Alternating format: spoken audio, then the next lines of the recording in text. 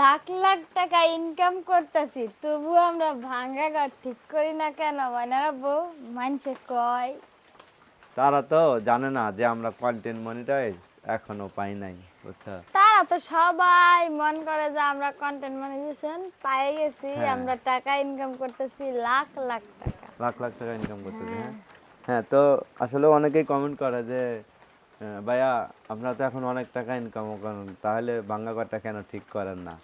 আপনার রান্নাঘরটা কেন ঠিক করেন না, ঠিক না? সবাই বলে কেন জানেন, পাড়ার মানুষ শুদ্ধ কয় এই তোরা কত টাকা ইনকাম করস, হ্যাঁ, হ্যাঁ, এটা জিজ্ঞেস করে না?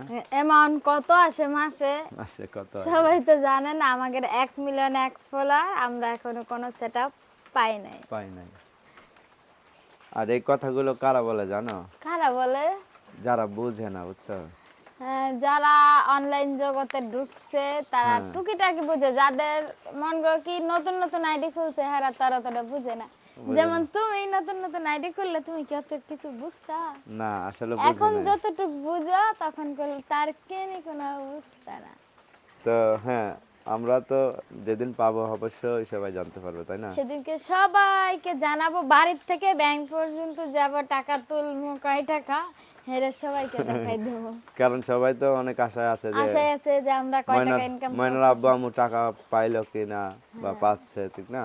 হ্যাঁ, আহ, তো সবাইকে বলো যে আমাদের জন্য দোয়া করবেন, আমরা যেন পাই কন্টেন্ট মনিটাইজ। হ্যাঁ, আমরা যেন পাই, আমরা যেন ভাঙ্গা ঘরটা ঠিক করতে পারি। তাই আমাকে তো, ইটের ঘর দরকার নাই, এই ঘর দরজা বেড়া করে ঠিক করতে বেড়াগুলো পারলে। ঠিক করবো, হ্যাঁ, চালটা ঠিক করবো। তাই। হ্যাঁ।